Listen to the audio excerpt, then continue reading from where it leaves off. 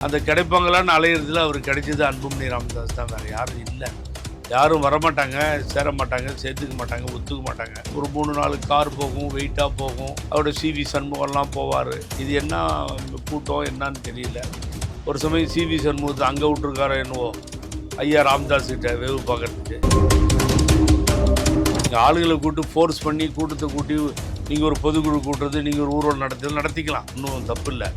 ஆனால் பொதுவான பாமகவினுடைய நிர்வாகிகளும் தொண்டர்களும் 2 பேரும் அடிச்சுக்கிட்டு சரியாக வரட்டும், அது வரைக்கும் யாருக்கும் ஓட்டு போடுறது வேணாம்னு சொல்லி அவரது வாக்குகள், அவர்கிட்ட வாக்கு வித்தியாசம்லாம் டைவெர்ட் ஆகி வேறு கட்சிக்கு போகுது. டெல்லியில் இறங்கும்போது ஒரு காரு, உள்ளே போகும்போது ஒரு காரு, வெளியில் வரும்போது அந்த இசட் செக்யூரிட்டி என்னாச்சு தெரியாது.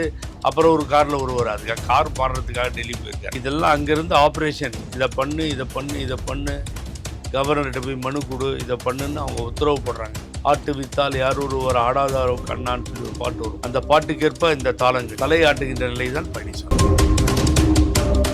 முதுகில் குத்துறதுக்கு அவருக்கு சொல்லியா கொடுக்கணும். அவர் இப்போ கூட வெளியில் வருவார், நான் மத்தியானம் வருவார், சாயங்காலம் வருவார். அவர் நிரந்தரமான விசுவாசி அல்ல, நிரந்தரமற்ற துரோகி. பச்சோதி கலர் மாறுற மாதிரி எப்படி வேணாலும் மாறுவார். பிஜேபி என்ன இப்போ அமெரிக்கா ஜனாதிபதியை கூட்டணி வச்சா கூட முதுகில் குத்தலாமான்னு பார்ப்பார். அது என்ன புதுமையாது? அதெல்லாம் செய்ய வல்லவர், செய்ய வாய்ப்புகள் கூட இருக்குது. இந்த தாவேக தலைவரை நோக்கி அதிகமாக போகிறதுக்கு காரணம் அவர் தந்தை பெரியாரை கொண்டாடுகிறார். பேரறிஞர் அண்ணாவையும் புரட்சித் தலைவர் எம்ஜிஆரையும் நிறுத்தி பிரச்சாரத்திற்கு போகிறார். அம்மா இயக்கம் இப்படி ஆகிவிட்டதே என்று ஆதங்கப்படுகிறார். இதையெல்லாம் முன்னிறுத்தும் பொழுது கொள்கை விரோதி பிஜேபின்னு கத்தி சொல்கிறார். இதனால தான் சரி இந்த நிலைப்பாட்டை எடுத்து போவோன்னு முடிவு கொண்டு போகிறார். இப்போ டிவிஎஸ்சி ஆஃபீஸில் கட்டுக்கடங்காமல் ஆயிரக்கணக்கான பேஜ் பேப்பராக இருக்குது. சொன்னால் தூக்கிடுறாங்க டிவிஎஸ்சி ஆஃபீஸஸ். அதுக்காக இந்த கந்தசாமியார் ஒருத்தர் ஸ்பெஷலிஸ்ட் மாதிரி ஒரு ஆஃபீஸரை போட்டாங்க. ஆட்சிக்கு போன தேர்தலப்போ இந்த தமிழகத்தினுடைய முதல்வர் தனியாக ஒரு கோர்ட்டை அமைப்புன்னு சொன்னார். பழனிசாமி எந்த விதத்திலும் பாதகம் இல்லாமல், செய்கூலி சேதாரம்லாம் இல்லாமல் பத்திரமா கொண்டு வந்து நிறுத்திட்டாங்க. எலெக்ஷன் கிட்ட வந்துடுச்சு. நீங்கள் தான்டா கொள்ளடிச்சிங்கன்னு சொல்லி ஒரு ஸ்பைனல் பைண்டிங் மாதிரி பண்ணிக்கிட்டு நான் அவர் இங்கிலீஷ் படிக்க வரேன். சிவி சண்முகம் ஏதாவது படிச்சுக்கிட்டு சொன்னால் தான் உண்டு.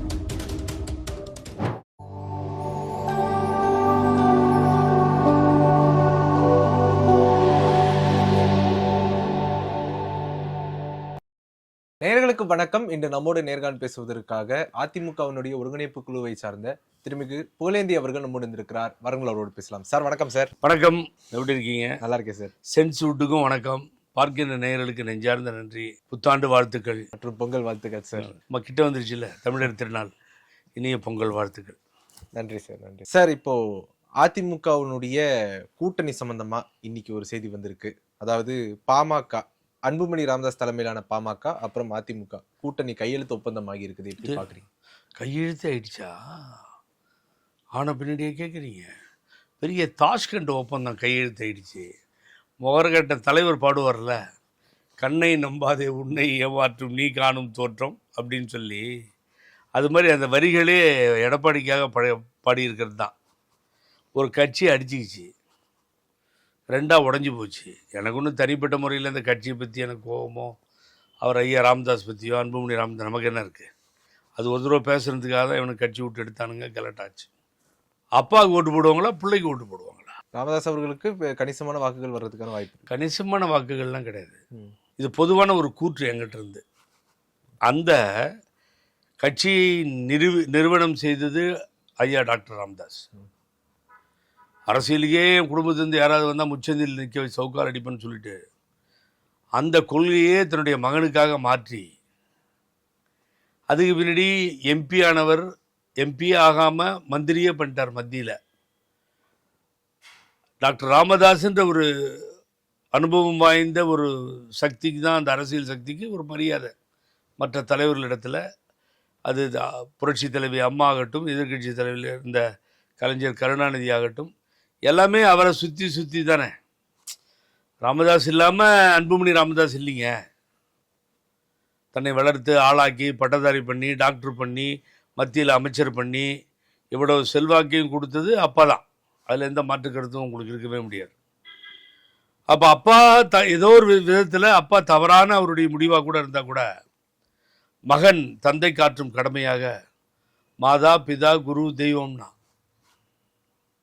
பிதா, ஆற்றும் கடமையாக அப்பா ஏதோ ஒரு எங்கள் குடும்ப சூழ்நிலையில் என் மேலே கோபமாக இருக்கார், நான் அரசியலில் தலையிடலைங்க, அவருக்கு பின்னாடி நான் தான், ஆகவே தயவு செஞ்சு அப்பாவோட மோதிக்க தயாராக இல்லை, எனக்கு குரு ஆசான் அத்தனையும் அவர் தான் அப்படின்னு ஒதுங்கி இருந்திருக்கலாமே. இந்த பார்வை இப்போ சேலமில் அருள் இருக்கார் சட்டமன்ற உறுப்பினர், மணி இருக்கார் அப்படின்னா இவங்க எல்லாம் சேர்ந்து ஒரு முடிவெடுத்து அவர் பக்கத்தில் நிற்கிறாங்க.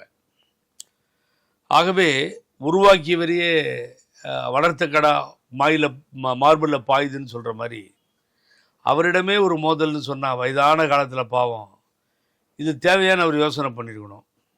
இந்த பழனிசாமிக்கு அவசரம் ஆத்திரம், யாராவது கிடைப்பாங்களான்னு ரோட்டில் அலையுது. அது அந்த கிடைப்பாங்களான்னு அலையிறதுல அவர் கிடைச்சது அன்புமணி ராமதாஸ் தான், வேறு யாரும் இல்லை.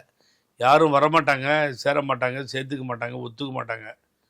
அதனால் முதல்லாம் வேறு மாதிரி போகும், ஒரு 3-4 கார் போகும், வெயிட்டாக போகும், அவரோட சிவி சண்முகம்லாம் போவார். இது என்ன கூட்டம் என்னன்னு தெரியல. ஒரு சமயம் சிவி சண்முகத்தை அங்கே விட்டுருக்காரோ என்னவோ ஐயா ராமதாஸ் கிட்ட வேவு பார்க்குறதுக்கு. ஆகவே அவருடைய தொகுதி காப்பாற்றப்பட வேண்டும் அப்படின்னா ஒரு காலத்தில் வெற்றி பெற்ற தொகுதி பாமக. அப்புறம் பாமகவுக்கு பார்த்தீங்கன்னா 60,000-70,000 ஓட்டு குறையாமல் இருக்குது எடப்பாடியில். அதை எய்ம் பண்ணி தான் போன தடவையே ராஜ்யசபா சீட்டை கொடுத்தது, கட்சிக்காரனை கொடுக்காம. அதையே எதிர்பார்த்து ஓட்டு இங்கே இருக்கிறதா நம்பி யார் இந்த பழனிசாமி, அறிவாய்ந்த பழனிசாமி அன்புமணி ராமதாஸை செலக்ட் பண்ணியிருக்காரு. கூட்டணி வந்துருச்சு பாரு அப்படின்னு காமிக்கிறதுக்கும் அமித்ஷா கிட்ட நல்ல பேர் வாங்குறதுக்கும் ஹோம் மினிஸ்டர்கிட்ட பண்ணியிருக்கார். அவ்வளோதான். அதில் ஒன்றும் என்னென்னா அங்கே இருக்கவங்களாம் வெறுத்து போயிருப்பாங்க. அவங்க எண்ணங்கள் எப்படி இருக்கும் நான் சொல்கிறேன் கேளுங்க.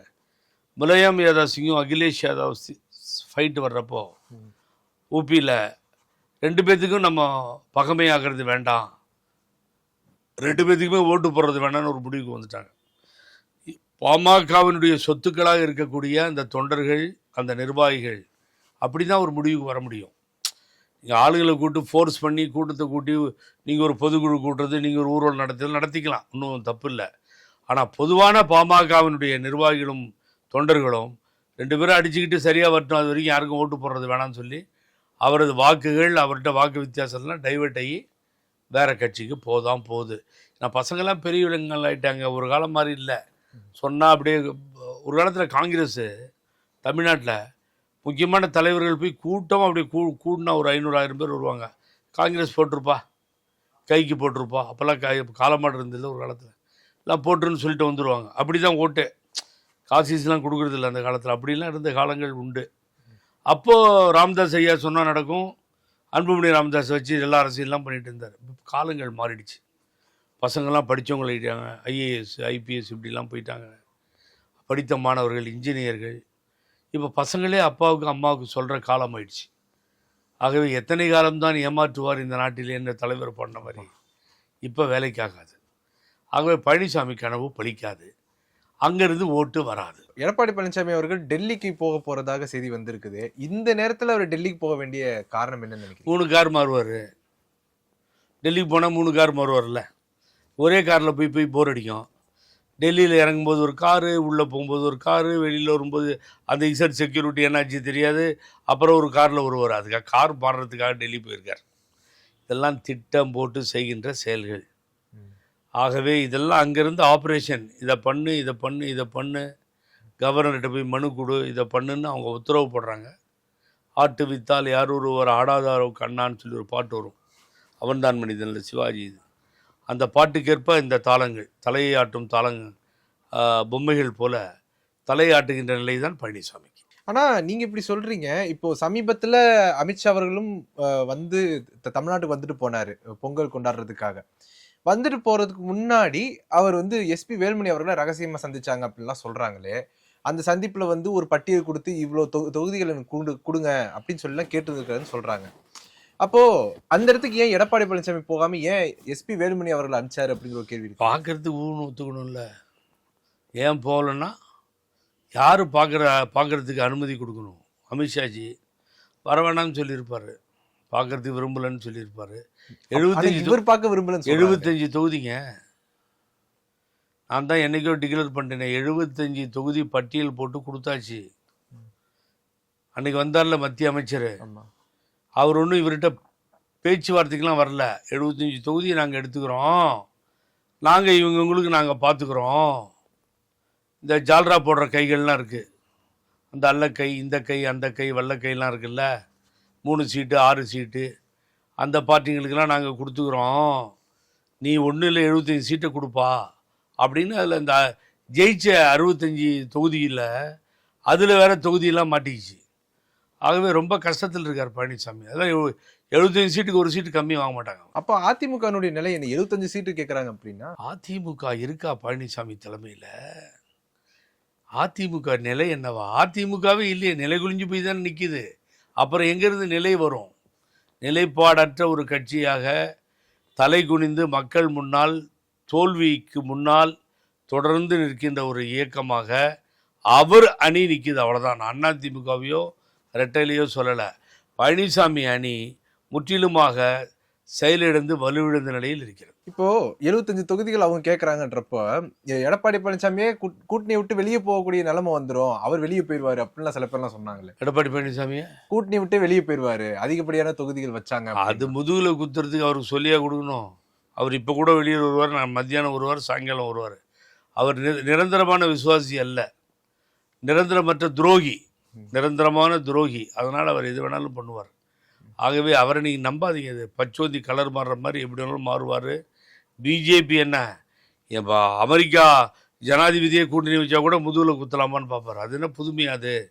அதெல்லாம் செய்ய வல்லவர், செய்ய வாய்ப்புகள் கூட இருக்குது. இப்போ பயந்துட்டு இருக்கார், வேறு வழி இல்லாமல் பயந்துட்டு இருக்கார். எலெக்ஷன் கிட்ட வர கொஞ்சம் மாறி பார்க்கலாமான்னு கூட ட்ரை பண்ணுவார். ஓபிஎஸ் அவர்களும் சரி, டிடிவி தினகரன் அவர்களும் சரி, இவங்க 2 பேருமே கூட்டணியில இணைவாங்களா மாட்டாங்களா அப்படிங்கிற ஒரு கேள்வி. ஐயோ பாவம், நீங்கள் ஏங்க நீங்கள் வேற, நீங்கள் நடுவில் பூந்து ஓபிஎஸ்ன்னுக்கிட்டு அவரை பண்ருட்டியாரனை விட்டு கூட்டணியிலேருந்து வெளியில் வந்துட்டேன்றாரு. அப்புறம் போய் அமித்ஷாவை பார்க்குறாரு. 3 முறை முதலமைச்சராக இருந்து அம்மாவுக்கு அடுத்த இடத்துல இருந்து ஒரு மாபெரும் தலைவராக பார்க்கக்கூடிய அண்ணன் ஓபிஎஸ் வந்து டிஎம்கேக்கு போகலாமா? டிவிகே அதான் டி அப்படின்னு ஒரு சீப்பில் போய் எழுதி கொடுங்கன்றாரு. அப்புறம் எழுதி கொடுத்தல 80% டிவிகேன்னு எழுதி கொடுத்துட்டான். அப்போ இவர்கிட்ட இருக்க ஸ்ட்ரென்த்தெல்லாம் டிவிகேக்கு போக தயாராக இருக்காங்கன்னு அந்த இவர் போட்ட குழுக்கள் சீட்டு மூலம் தெரிஞ்சுக்கிட்டாரு. இதெல்லாம் தேவையா ஒரு தலைவருக்கு? சொல்லுங்க பார்ப்போம். நீங்கள் முடிவு எடுத்துகிட்டு போக வேண்டியது தானே, அவங்கள்ட்ட ஏன் போய் கேட்குறீங்க? அதையே வெளியில் போய் சொல்கிறீங்க? உங்கள் ஸ்ட்ரென்த் என்னன்னு வெளியில் காமிக்கிறதாங்க ஒரு தலைமை பண்பு. ரொம்ப வேதனையாக இருக்குங்க, அவர் நினைச்சாவே கஷ்டமாக இருக்குது. முடிஞ்சு போச்சுங்க. ஆனால் இப்போ கூட்டணி சம்பந்தமான ஒரு கேள்விக்கு வருது இல்லைங்களா சார்? இப்போ வந்து எடப்பாடி பழனிசாமி அவர்கள் டெல்லிக்கு ஒரு பக்கம் போனாலும் கூட அவங்க வந்து சொல்லலாம் இல்லைங்களா, இந்த மாதிரி பாஜக வந்து நீங்கள் ஒருங்கிணைக்கிறதுக்கு ஏதாவது வழியை பாருங்க, வேலையை பாருங்க அப்படின்னு ஏதாவது சொல்லலாம் இல்லைங்களா? அப்படி நடக்கிறதுக்கு ஏதாவது சான்ஸ் இருக்குன்னு நினைக்கிறேன். வெள்ளத்தில் அடிச்சுட்டு போனாலும் போவனே தவிர ஒருங்கிணைக்க ஒத்துக்க மாட்டேன்னு சொல்லுவார். நல்ல மனிதரே இல்லை இல்லைங்க. நல்ல மனிதராக இருந்தால் யார் அப்போ விட்டு சொத்து எல்லாத்தையும் உட்கார வச்சு பேசி சரி நீங்களே பண்ணுங்கன்னு அமித்ஷாட்டு சொன்னால் அவரே பண்ணிட்டு போயிடுவார். அவர் ஒத்தே வரமாட்டேன்றாருங்க. ஒத்து வராமல் தானே அவங்களாலே முடியாமல் ஃபெயிலியர் ஆகிட்டார். ரியல் சுச்சுவேஷன் அதுதான். அவர் ஒத்து வர மாட்டார். அவங்க என்ன பண்ணுவாங்க, அந்த 75 சீட்டில் இவங்களுக்கு எதாவது கொடுத்துக்கிறேன்னு அவங்க ஏதாவது அவங்கள மெர்ஜி பண்ணி அப்படி கொண்டு போனால் தான் உண்டு. அதெல்லாம் நடக்கும். ஆனால் அப்படி போனால் தேர்தல் வந்துட்டு வாக்குகள் வாங்குறதுலையோ அவங்களுக்கு அதில் சிக்கல் வரும் இல்லைங்களா? வாக்குகள் இருக்கா அதிமுகவுக்கா? அவர் அன்னைக்கு வாக்குகள் இருந்தால் வாங்குறதுல சிக்கல் வரும். நான் தான் வாக்குகளே இல்லைன்றனே, எவன் போட ரெடியாக இருக்கான்? இப்போது 10 தோல்வி பழனிசாமின்ட்டான். ஆட்சி போச்சு, அதிகாரம் போச்சு, நாடாளுமன்ற தேர்தல் போச்சு, உள்ளாட்சி தேர்தல் போச்சு. என்ன இருக்குது இப்போது பழனிசாமிகிட்ட? பணம் தான் இருக்குது. அந்த ஃபைலையும் அமித்ஷா வச்சுட்டு உட்காந்துருக்காரு. ஸோ ஒன்றும் இல்லை, நத்திங், முடிஞ்சு போச்சு. அதிமுக வந்து ஒரு முடிஞ்சு போன விஷயம். பழனிசாமி தலைமையில் இருக்கின்ற அதிமுக பெயரில் இருக்கின்ற அணி முடிந்து போய் அதிமுகவை மீட்டெடுக்கிறதுக்கு சில மூத்த தலைவர்கள் வந்து ஏதாவது முயற்சி பண்ணல. கொஞ்சம் பொறுமையா இருங்க. இன்னொரு எனக்கு ஐ நீடு another 10 days.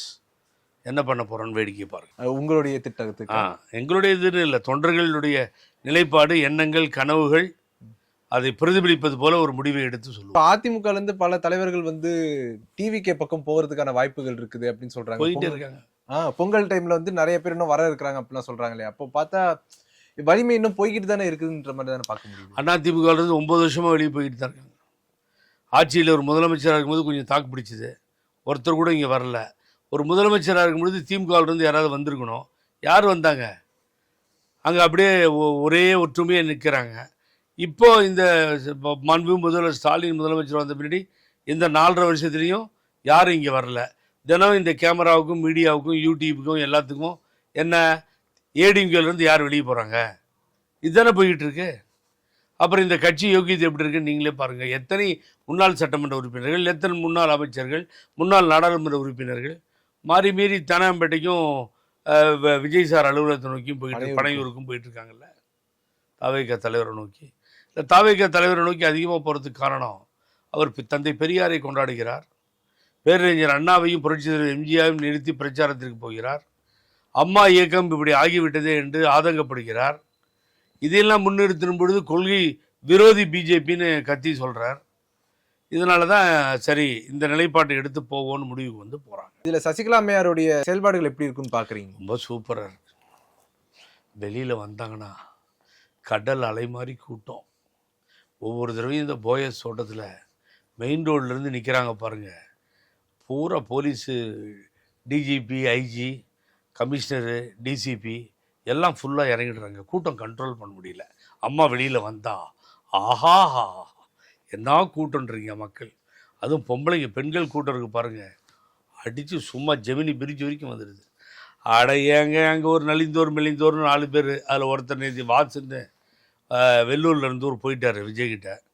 அங்கே அப்புறம் ஆனந்தன் ஒருத்தர் முன்னாள் அமைச்சர் நரசிம்மன், கொரடா நரசிம்மன், நலிந்தோர் மெலிந்தோர்னு. அப்புறம் பூவை கந்தன், அவர் தான் கொஞ்சம் செழிப்பாக இருந்தார். செலவு பண்ணி அவரும் சோர்ந்துட்டார். இப்படி ஒரு 3-4 பேர் இருக்கிறாங்க. அவ்வளோதான். அங்கே ஒன்றும் இல்லை. Finished, over. சும்மா வெளியில் வர்றது. திமுக ஆட்சி ஆகட்டும், திமுக ஆட்சி விடக்கூடாது, திமுக காலி பண்ணிடணும். இது இந்த அரசு சரியில்லை. பசங்களுக்கு சாக்லேட் கொடுக்கறதில்ல, பசங்களுக்கு பெண் கொடுக்கறதில்ல, பசங்களுக்கு பென்ஷன் கொடுக்கறதில்ல. இப்போ தான் 3000 கொடுத்துருக்காங்க. வந்து பாராட்டேன். வெளியில் ஒரு ப்ரெஸ்ஸை கூட்டி 3000 கொடுத்துருக்காங்க, அதனால் திமுக அரசை நான் பாராட்டுகிறேன்னு சொல்லுங்களேன். அதையும் சொல்ல மாட்டேன்றாங்க. சும்மா டிஎம்கே கவர்மெண்ட்டை குறை சொல்கிறாங்களாம். ஏதோ புரட்சி தலைவி அம்மா இருந்தப்போ திமுக இந்த மாதிரி இவங்களுக்கு ஒரு நினைப்பு. இவங்கள முட்டா பசங்க தான் புரட்சி தாய், அந்த தாய் இந்த தாயின்னு சொல்லி நல்லா இருந்தவங்களையும் கெடுத்து வச்சுட்டானுங்க. அப்புறம் என்ன பண்ணுவீங்க நீங்கள் சொல்லுங்கள் பார்ப்போம். நேற்று ஆளுநர் அலுவலகத்தில் எடப்பாடி பழனிசாமி அவர்கள் புகார் அளிச்சிருக்கிறாரு தமிழ்நாடு அரசு மேலே. அதை எப்படி பார்க்குறீங்க? யார்? எடப்பாடி பழனிசாமி அவர்கள். நம்ம ஒரு திடீர்னு போலீஸ் ஸ்டேஷனுக்கு கம்ப்ளைண்ட் கொடுக்க ஒருத்தன் வந்தானா, சப் இன்ஸ்பெக்டர் இவன் ஏன்டா இங்கே வந்தான், இவன் மேலே தான் கம்ப்ளைண்ட் வரும், இவன் வந்திருக்கானே அப்படின்ட்டு. அவனுக்கு தெரியுதா பாரு அப்படின்ட்டு இருக்காரு. அதாவது பிப்பாய்ட் அடிப்பானே வந்தான் அப்படின்னு சொல்லி பக்கத்தில் தான் சொல்லியிருக்கான். அவன் என்னடா விஷயம் இங்கே வாங்க கூப்பிட்டு கேட்டாங்க. இல்லை என் பர்ஸை பிப்பாய்ட் அடிச்சிட்டாங்க சார், அதனால் கம்ப்ளைண்ட் கொடுக்க வந்தான்னா. ஏன்டா அவன் பர்ஸுக்கானா ஒன்றை தான் கூப்பிடும், இப்போ நீயே பர்ஸுக்கான நீங்கள் வந்திருக்க அப்படின்னு. என்ன கம்ப்ளைண்ட்டு யார் மேலே கொடுக்குறது? இது யார் காரணம்? திமுக காரணம். ஏன்னு கேட்டிங்கன்னா இந்த 4.5 வருஷத்தில் எஃப்ஐஆர் போட்ட முன்னாள் அமைச்சர்கள் மீதும் ஆக்ஷன் எடுக்கலை. வெறும் அந்த டிவிஎஸ்சி ஆஃபீஸில் கட்டுக்கடங்காமல் ஆயிரக்கணக்கான பேஜ் பேப்பராக இருக்குது. சொன்னால் தூக்கிடுறாங்க டிவிஎஸ்சி ஆஃபீஸஸ்.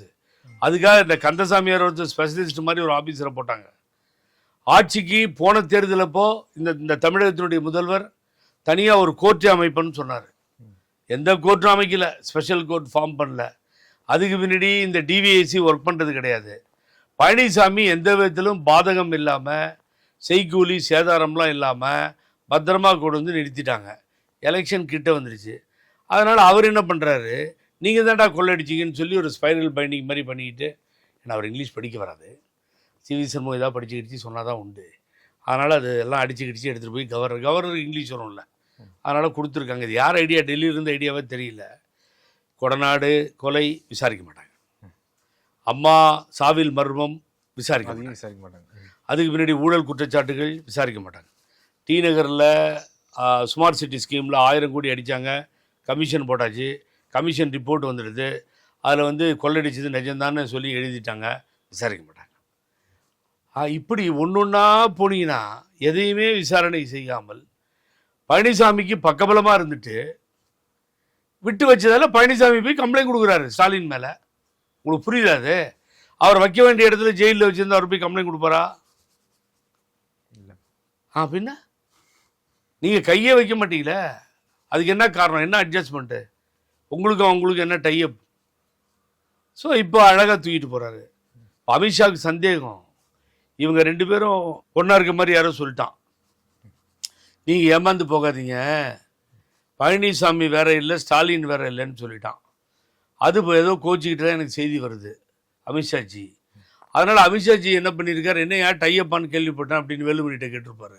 ஐயோ காலையிலே ஸ்பைரல் பைண்டிங் அளவுக்கு கம்ப்ளைண்ட்டை கொண்டு போய் கொடுத்துட்றோங்க, எங்களை நம்புங்கன்னு சொல்லி அப்படியே போய் காலில் விழுந்துட்டு அப்படியே போய் இப்போது கவர்னர்கிட்ட போய் சும்மா தானே உட்காந்துருக்காரு, வம்பு பண்ணாமல் இருக்கார் 2-3 மாதமாக சுப்ரீம் கோர்ட் கொண்டு போட்டதுலேருந்து கொண்டு போய் கம்ப்ளைண்ட் கொடுக்குறாங்க. என்னை பொறுத்த வரைக்கும் பழனிசாமியை பாராட்டுவேன். ஏன்னா எலெக்ஷன் கிட்ட வரும்போது அழகாக போய் கொடுத்துட்டாரு. இதில் பாதிக்கப்படுறது திமுக. வேடிக்கை பார்த்ததுக்கு பனிஷ்மெண்ட்டு, வாங்கிக்கோ ராஜா வாங்கிக்கோ அப்படின்னு சொல்லி. ஏன்னா ஆக்ஷன் எடுத்துருக்கணும்ல, இவ்வளோ நாள் எடுக்கலைல்ல, மாட்டிக்கோ, அவ்வளோதானே. இப்போ அசிங்கம் இல்லை, யாருக்கு அசிங்கம்? அது ஒரு இன்னொரு பெரிய கேவலம். 4000 கோடி சுப்ரீம் கோர்ட் வரைக்கும் போச்சு இல்லை, என் மேலே கேஸ் போட்டிங்கல்ல, என்ன கிழிச்சிங்க நீங்கள்? நிரூபிக்க முடிஞ்சதா? 4000 கோடி ஒன்றும் பண்ண முடியல. என்ன கோர்ட்டில் போய் சொல்லி பார்த்தீங்களே, வேலைக்கு ஆகலையே. நாங்கள் எந்த ஊழலும் பண்ணல, ஊழலுடைய சக்கரவர்த்தியை நீ தான் சொல்கிற அளவுக்கு கேவலமாக போயிடுச்சு இல்லை, ஆக்ஷன் எடுக்க முடியாத அளவுக்கு தகுதி இல்லாத ஒரு அரசாக போயிடுச்சு இல்லை. இது சொல்லுங்க பார்ப்போம். அதனால் கூத்தாடிக்கு கொண்டாட்டன்ற மாதிரி நீ கொள்ளடிச்ச இந்த ஆளுக்கு பெரிய கொண்டாட்டம். இப்போது எக்கச்சக்கமான எவ்வளவு அவ்வளோ அடிக்கலை, 4.5 வருஷத்தில் அடித்த லஞ்சம். இது எவ்வளோ பேசியிருக்காரு ஸ்டாலின், இந்த நாட்டினுடைய முதலமைச்சர். ஏன் ஆக்ஷன் எடுக்க மாட்டேன்றாரு? சொல்லுங்கள் சார், ஏன் எடுக்கலை சொல்லுங்கள். கொடநாடு அவ்வளோ கத்தனமே, அடிச்சுக்கிட்டமே, ஆர்ப்பாட்டம் பண்ணமே, போராட்டம் பண்ணமே, அந்த பக்கமே உங்களை பார்வை போல. இப்போ போய் மக்கள்கிட்ட என்ன சொல்ல போகிறீங்க நீங்கள்? அன்னைக்கு 1 மணி நேரம் 1.5 மணி நேரம் ஒவ்வொரு விஷயத்துக்கு நீங்கள் அதன் மூலமா நீங்க என்ன சொல்ல வரீங்க? கொடநாடு சம்பவத்துக்கு அவங்க நடவடிக்கை எடுக்கலங்கிறது இது சும்மா ஒரு கண் துடைப்பா கூட. அமித்ஷாவை ஏமாத்துறதுக்கு ஒரு கம்ப்ளைண்ட் கொடுத்துருப்பாங்க.